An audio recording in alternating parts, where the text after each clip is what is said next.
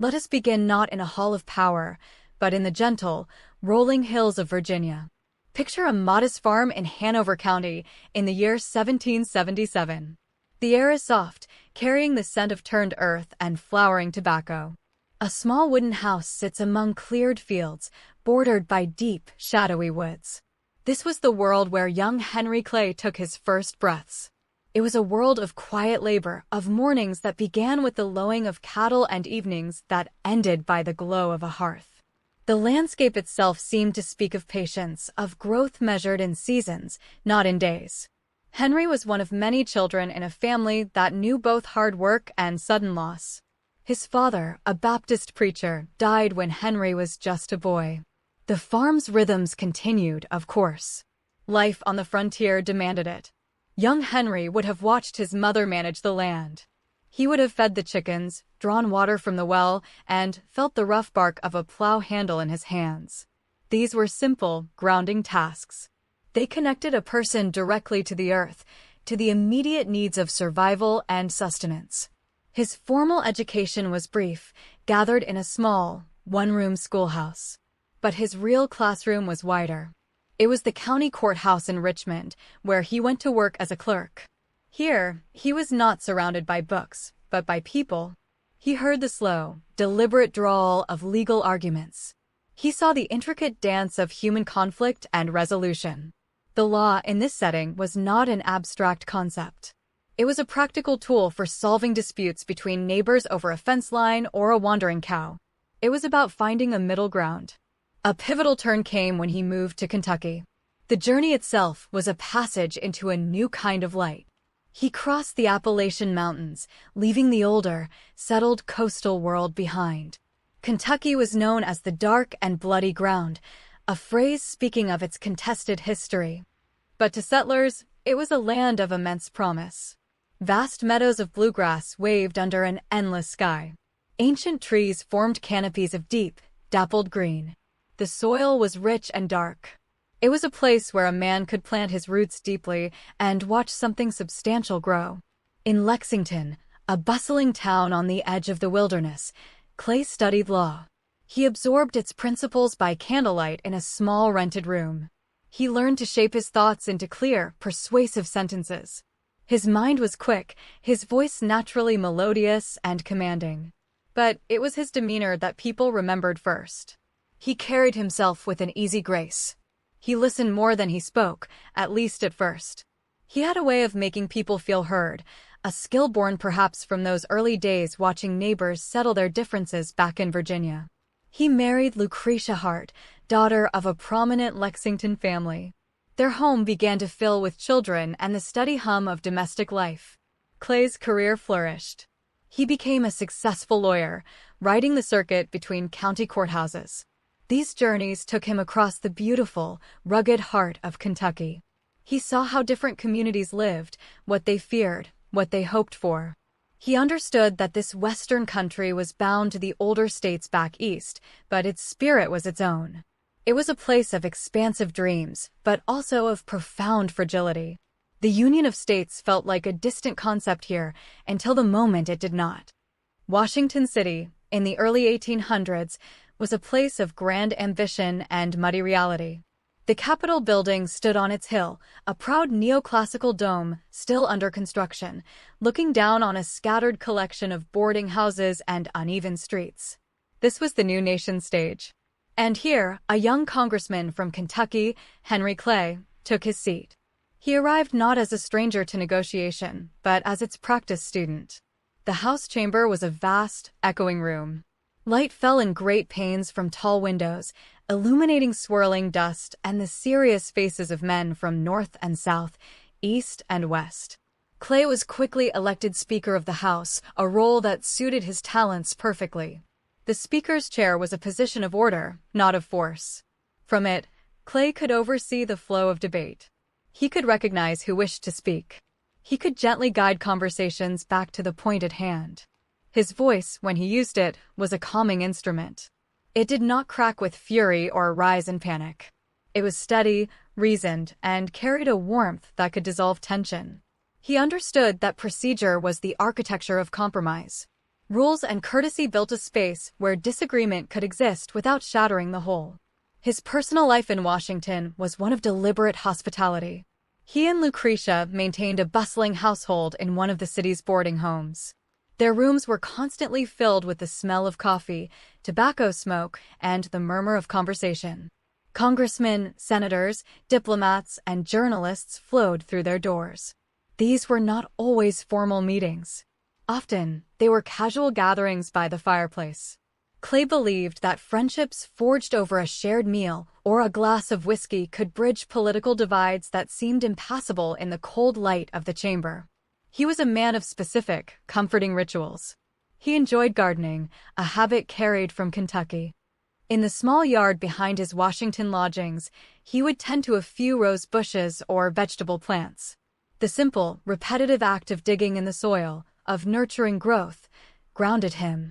It was a quiet counterpoint to the abstract and often fractious debates over tariffs and internal improvements. In the evening, he was known to enjoy a game of cards. The soft shuffle of the deck, the focused silence around a table, these were moments of human connection that existed outside of political labels. Clay's vision was fundamentally one of connection. He championed what he called the American system. This was a plan to bind the young nation together with physical threads, roads, canals, and protective tariffs. In his mind's eye, he did not see partisan victory. He saw a farmer in Ohio easily sending his grain to a market in New York. He saw a manufacturer in Pennsylvania trading with a planter in South Carolina. These were not just economic policies. They were promises of mutual dependence. If each region needed the others to prosper, he reasoned, then secession would become unthinkable. It was a philosophy built on linkage. He spoke of this future in the language of the landscape he loved. He described a nation of linked armories, its strength and its unity. His speeches were full of metaphors drawn from nature, the mighty river fed by many streams, the great tree with deep, interwoven roots. This language resonated because it felt familiar and true. It spoke to a deep, almost pastoral ideal of America, not as a collection of competing interests, but as a single, growing organism. The warmth in his voice when he described this union was genuine.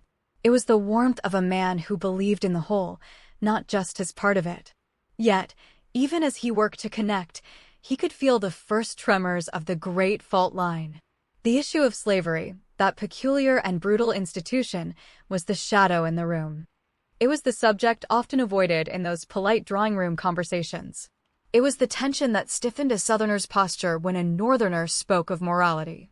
Clay himself was a slaveholder, a fact that placed him in a painful contradiction. He called slavery a great evil, yet he lived with its reality. This internal conflict was part of his complexity. He sought not to confront the evil directly with fiery abolitionist rhetoric, but to manage it, to contain its potential to destroy the Union he cherished above all. His approach was one of gradual, cautious pressure, like a gardener trying to redirect a stubborn root. The year was 1819. The Union had weathered a war with Britain and was expanding westward with a restless energy. Then, the territory of Missouri applied for statehood. This simple request cracked open a deep, seismic fear. Missouri wished to enter the Union as a slave state. To Northern lawmakers, this was a threat. It would tip the delicate balance of power in the Senate, giving slaveholding interests more control over the nation's future. The debate that erupted was not like others. It was sharper, more fundamental. It touched on morality, economics, and raw political power. The air in the Capitol grew thick with anxiety. Clay was in a private role during the initial, furious debates. He watched from the sidelines as voices rose in the Senate chamber. He saw friends from different regions cease to speak to one another. He heard talk of disunion, a word that once seemed impossible, now whispered in the hallways. The mood in Washington shifted. The cheerful bustle of the growing city felt strained. Even the Potomac River seemed to flow more sluggishly under gray winter skies. This was no longer about tariffs or roads. This was about the soul and structure of the republic. When the deadlock seemed absolute, when the machinery of government had ground to a halt, Clay was called upon. He was appointed to a special committee, a desperate attempt to find a path forward. The committee room was a small, book-lined space. The light was dimmer there, more focused. Around a heavy oak table, men from the north and the south sat, their faces weary. Clay did not begin with grand pronouncements. He began by listening. He let each man state his case, his fears, his non-negotiable demands. He absorbed the anger and the fear. What emerged from that room was the Missouri Compromise. It was a geometric solution to a moral crisis.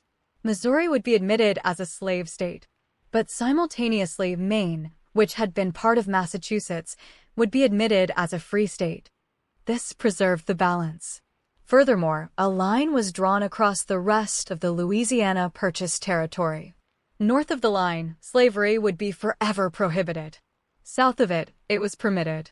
On a map, it looked clean and rational, a simple line of latitude, the 36-degree 30-foot parallel. It was a cartographer's answer to a theologian's question. The genius of Clay's mediation lay in what it gave to each side and what it asked each side to surrender. The North gained a symbolic and practical limit on slavery's expansion. The South gained Missouri and the security of its property in the Southern territories. Both had to accept something they disliked to avoid something they feared more: collapse. Clay presented it not as a victory for one side, but as a necessity for the whole. His speech supporting the compromise was one of weary realism. He spoke of the Union as a precious, fragile vessel. Sometimes, he argued, one must caulk a leaky seam to continue the voyage, even if the repair is imperfect. The relief in Washington was palpable, but it was a quiet, exhausted relief. It was the feeling after a storm has passed, when the air is still heavy, but the lightning has ceased. Men who had been refusing to speak now nodded to each other across the street. Business in the capital resumed. The compromise had not solved the problem of slavery. It had merely shelved it, drawing a line in the national consciousness as clearly as on the map. But it had proven that compromise was possible. It had proven that the center could hold if men of patience and goodwill worked to fortify it. Clay returned to Kentucky that summer. He rode the familiar roads back to Ashland, his estate outside Lexington. The countryside was in full, lush bloom. The crisis had been averted, but he knew it was a reprieve, not a resolution. He walked the grounds of his farm, checking on the hemp crops, speaking with his overseer. The routine of the land was a comfort. It moved to the rhythm of seasons and harvests, not the frantic tempo of political crisis. In the quiet of his study, with the scent of honeysuckle drifting through the window, he understood his life's work would be this: the patient, unending labor of maintenance, of keeping the vessel afloat, one careful repair at a time. To understand Henry Clay, one must understand his view of politics as a craft. It was not a war for him, nor a stage for performance. It was a practical, patient art, like carpentry or farming. The materials were human interests, regional pride, economic need, and deep-seated fear. The tools were conversation, empathy, and a keen sense of the possible. He worked in the space between absolute positions, in the gray area where most people actually live. His goal was not to prove a point, but to produce a result that the structure of the Union could bear. He operated most effectively in the informal spaces. The real work of compromise, he believed, happened away from the podium. It happened on long carriage rides between Washington and Kentucky, where two colleagues had only each other for company for days. It happened in the warm, smoky atmosphere of a tavern after the formal adjournment. It happened in private letters written in a study, flowing hand by candlelight. In these settings, men could speak as individuals, not as representatives of a bloc. They could reveal their doubts, their pressures from home, the points where they might flex. Clay's famous charm was not mere politeness. It was a strategic instrument. He remembered the names of a colleague's children. He inquired after a sick wife. He shared a story from Kentucky or asked for one from New Hampshire. This built a foundation of personal goodwill, a small reservoir of trust that could be drawn upon when political waters became bitter. He made his opponents feel respected, even in disagreement. He understood that to attack a man's dignity was to make his position immovable. To acknowledge it was to create an opening. His speeches on the Senate floor were masterpieces of this art. He would often begin by acknowledging the validity of his opponent's concerns. He would phrase the other side's argument fairly, sometimes more fairly than they had phrased it themselves. This disarmed hostility. It made listeners lean in, rather than tune out. Then, slowly, he would weave his case, not as a contradiction, but as a larger synthesis. He spoke of the whole country, the permanent good, the sacred union. He lifted the debate from a petty quarrel to a shared patriotic duty. The effect was less of being persuaded and more of being called to a higher, common purpose. He had little patience for moral absolutes that refused to engage with reality. He saw the fiery abolitionist and the defiant secessionist as two sides of the same dangerous coin. Both, in his view, prized purity over preservation. Both were willing to break the Union to satisfy their conscience or their pride. Clay's conscience was the Union itself. His morality was one of consequence. What action would keep the peace? What agreement would allow the experiment in self-government to continue for another generation, giving time for cooler heads and better solutions to perhaps emerge? It was a humble, incremental morality. This philosophy was reflected in his personal surroundings. His estate, Ashland, was not a showplace of opulence, but a model of harmonious, productive order. The mansion was graceful but comfortable. The fields were productive. The gardens were carefully planned, with different plants thriving in their allotted spaces. It was a physical manifestation of balance and careful cultivation. Guests to Ashland always remarked on its atmosphere of serene stability. It felt like a world in correct proportion, a refuge from the fractious world beyond its fences. In his later years, he would often be found on the portico at Ashland, looking out over his land. The slow arc of the sun, the predictable change of the leaves, these were his reminders that some rhythms are beyond politics. He believed the nation had such rhythms too, a rhythm of growth, of integration, of overcoming petty divisions through shared enterprise. His life's work was an attempt to align the frantic tempo of political crisis with that slower, deeper, more peaceful national heartbeat. He was a man trying to teach a young, impatient country the virtue of patience itself.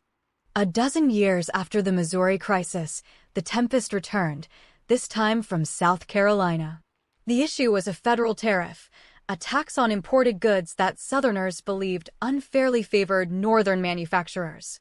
South Carolina, led by the fiery intellect of John C. Calhoun, declared the tariff null and void within its borders. This was no mere protest. It was a direct challenge to the authority of the federal government. If a state could simply reject a law it disliked, the Union was not a nation, but a loose collection of independent countries.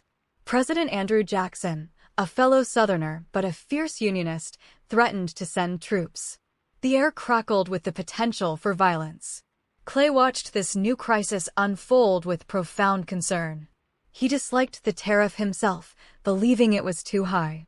But he abhorred the doctrine of nullification even more. It was the legal precursor to secession, a formula for unraveling everything. Yet, he also understood South Carolina's sense of economic grievance. To simply crush the state with force would leave a wound that might never heal. It would turn a political dispute into a point of Southern martyrdom. The solution, once again, had to be found in the middle. The Senate chamber became the arena. Calhoun, now a senator, defended nullification with steely, logical rigor. Jackson's supporters thundered about treason. Between them sat Clay, older now, his hair graying, but his mind as sharp as ever. He rose to speak on a winter day. The light was pale through the high windows. His voice did not boom. It was measured, almost conversational. He began not by attacking South Carolina, but by acknowledging the hardship the tariff caused. He validated the feeling, even as he rejected the remedy. Then he unveiled his plan. It was a classic Clay compromise. He proposed a gradual reduction of the tariff rates over nearly a decade. The protective principle would remain, but its sting would be lessened.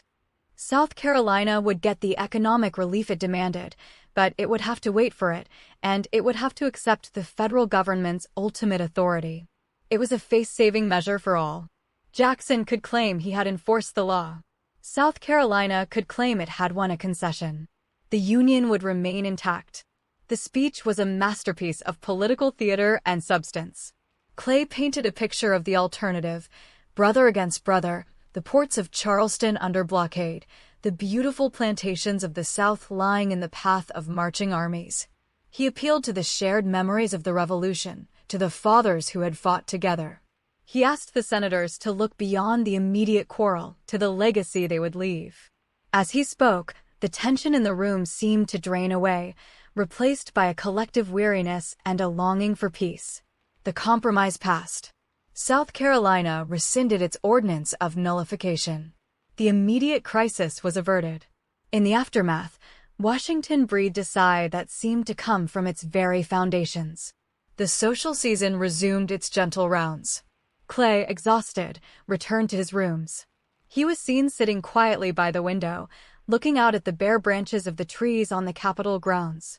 The victory felt fragile. He had won another decade of peace, perhaps.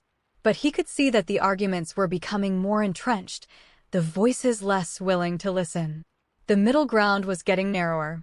That spring, he traveled home to Kentucky. The journey seemed longer now. He felt the jolts of the carriage more acutely. But as he crossed into the bluegrass region, and the familiar, gentle hills rose around him, a sense of calm returned. At Ashland, the dogwoods were in bloom, their white flowers like patches of snow against the green.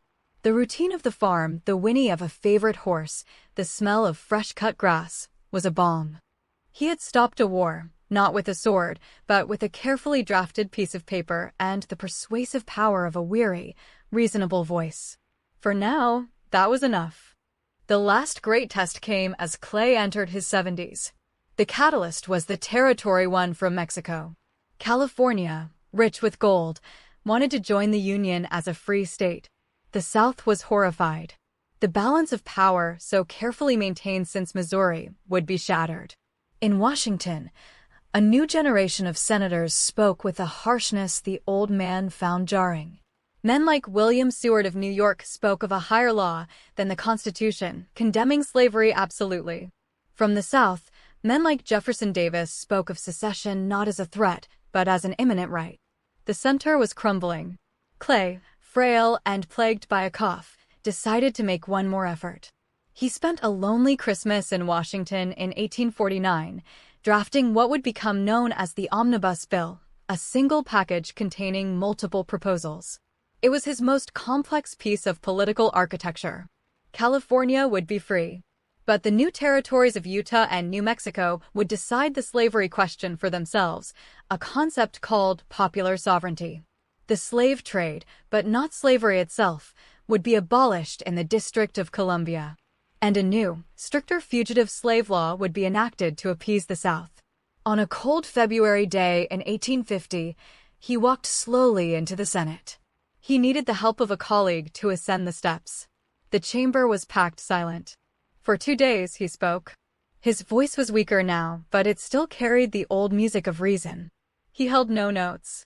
The arguments were etched into his soul. He pleaded, he bargained, he warned. He appealed to the legacy of the Founding Fathers. He painted a vivid, mournful picture of the war that would surely come if they failed. He asked each side to give, for the sake of the whole. The initial reception was mixed. The omnibus strategy failed. The bill was too large, and opponents picked it apart. Clay, defeated and ill, left Washington for the healing springs of Newport. It seemed his long career would end in failure. But in his absence, a younger man, Stephen Douglas of Illinois, took up the task. Douglas broke Clay's grand compromise into separate bills and, using the procedural skills he had learned by watching Clay, guided each one to passage. The Compromise of 1850 became law. It was, in essence, Clay's plan enacted by another. The compromise bought peace, but it was a cold, uneasy peace. The fugitive slave law, in particular, was a poison pill. It required citizens in free states to participate in capturing people seeking freedom. It turned the abstract issue of slavery into a personal, moral crisis for Northerners. The line drawn in 1820 had been a geographical one. The line drawn in 1850 now ran through the conscience of every citizen. Clay knew this. He accepted the harsh law as the price of peace, a bitter medicine for the national body. He returned to Ashland for the last time. His health was broken. He spent his days in a chair on the portico, wrapped in a shawl, looking out over the land he loved. The compromise was his final monument. He believed he had given his country another respite. He hoped that in the years granted, new solutions might emerge. But in his heart, he likely felt the gathering darkness. The voices of compromise were fading. The voices of conflict were rising, clear and sharp and unafraid. Visitors still came to Ashland to pay respects to the old statesman. They found him not in a grand hall, but in the simple comfort of his home, surrounded by family portraits and well-worn books. He spoke less of politics and more of the trees he had planted, of the thoroughbred horses in his stables, of the enduring beauty of the Kentucky landscape. These were things that lasted, things that grew according to a natural order. The political world he was leaving behind seemed increasingly unnatural, a force straining against its own foundations. His work was done. Beyond the orator and the dealmaker was the man of Ashland. His estate was not just a home, it was his sanctuary and his pride. The core of it was the mansion, a graceful structure of brick and columned porticos, not overly large, but perfectly proportioned. It sat amidst 600 acres of gently rolling land. From the upstairs windows, one could see fields of hemp and tobacco, pastures where thoroughbred horses grazed, and patches of deep, old-growth forest. This was the world Henry Clay curated with as much care as he curated a piece of legislation. He was a pioneering agriculturalist.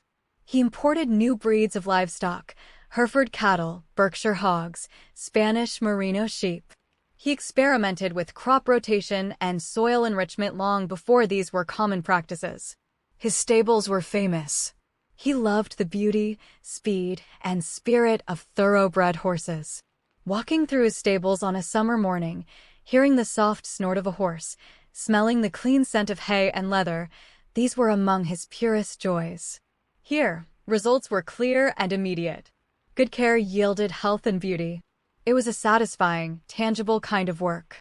The interior of Ashland was warm and lived in. The walls of the drawing room were lined with books, their leather spines softened by use. Landscapes and portraits of his family hung above the mantels. The furniture was elegant but comfortable, made for long conversations. The heart of the home was the dining room, where Clay's legendary hospitality was on full display. Dozens could be seated for dinner. The talk would flow as freely as the wine, ranging from politics to philosophy to the simple gossip of the bluegrass region. Laughter was a frequent sound here. His relationship with his family was deep and anchoring. He and Lucretia had 11 children, though tragedy claimed several in infancy and early adulthood. The sorrows of a father were private weights he carried. The surviving children and many grandchildren filled Ashland with energy. He was a doting grandfather, known to sneak sweets to the little ones and tell them stories. In the evenings, the family would gather in the parlor. Lucretia might work on her embroidery. A daughter would play the pianoforte. Clay would sit, eyes closed, listening, the lines of public care easing from his face. He was a man of simple, physical routines. He rose early, often taking a walk around the grounds before breakfast, inspecting his crops and animals. He had a particular affection for a giant sycamore tree that stood near the house. He would sometimes sit beneath it, reading or simply watching the play of light through its massive leaves. In the afternoon, he might retire to his study, a room cluttered with papers, but organized in his own mind. Here, he wrote his countless letters, maintaining the web of connection that was so vital to his public work. As he aged, these routines became more cherished. The pace of life at Ashland was the antithesis of Washington's frenzy. It was measured by the sun's track across the sky, the progress of the seasons, the cycles of planting and harvest. Visitors noted how the statesman seemed to soften into the Kentucky farmer when he was home. His accent grew a little more pronounced. His stories were more often about the land than the legislature. He seemed most himself when he was pointing out a newly foaled colt or the first bloom on a magnolia tree. In his final years, he would often be found in a favorite chair by a western-facing window in the late afternoon. The sun would set over his fields, painting the sky in shades of orange and purple, then slowly deepening to blue. The fireflies would begin their dance over the lawn. The crickets would start their chorus. In these tranquil moments, the great debates of the nation must have felt both immensely important and strangely distant. Here, at Ashland, he had built something lasting and good. It was a small, perfect union of its own, a family, a farm, a legacy of growth and care, standing peaceful under the wide Kentucky sky. Henry Clay died in Washington in the summer of 1852. His body was taken home to Kentucky, carried on a slow, mournful journey by river and rail. Crowds gathered at every stop to pay their respects. They were not mourning just a politician, but a symbol of an era when talk was preferred to force, when the middle path was still seen as the road of wisdom. He was laid to rest in the Lexington Cemetery, under the soil of the state he loved. The simple ceremony was under a canopy of green leaves, a fitting end for a man so connected to the land. His passing was noted as the passing of a giant. But it also marked the closing of a door. The political world he had mastered was already vanishing. The compromises he engineered, Missouri, Nullification, 1850, were like dams holding back a flood. They were engineering feats of their time, but each one raised the water level of national tension higher behind them. The Compromise of 1850, in particular, contained the seeds of its own undoing. The fugitive slave law outraged the North. The concept of popular sovereignty would soon lead to bloody conflict in Kansas. The center could not hold forever. Yet, to judge Clay solely by the ultimate failure of his goal, to prevent civil war, is to miss the point of his life. His legacy is not in the permanence of his solutions, but in the dignity of his effort. In an age hurtling toward polarization, he insisted on the value of the middle ground. He believed that self-government demanded not just passion, but patience, not just principle, but pragmatism. He valued the Union not as an abstraction, but as a living, breathing community that required constant, careful maintenance. Today, we remember the battles, Fort Sumter, Gettysburg, Antietam. We remember the dramatic speeches of secession and emancipation. Clay's work existed in the quieter space before those storms. It was the work of checking the weather gauge, of reinforcing the levees, of urging people to move to higher ground. It was unglamorous, often frustrating, and ultimately insufficient. But it was necessary. The 10 years of peace bought by the Compromise of 1850, for instance, allowed the northern industrial economy to grow stronger, a factor that would prove decisive in the war that followed. Walk through the rooms of Ashland today, preserved as a museum.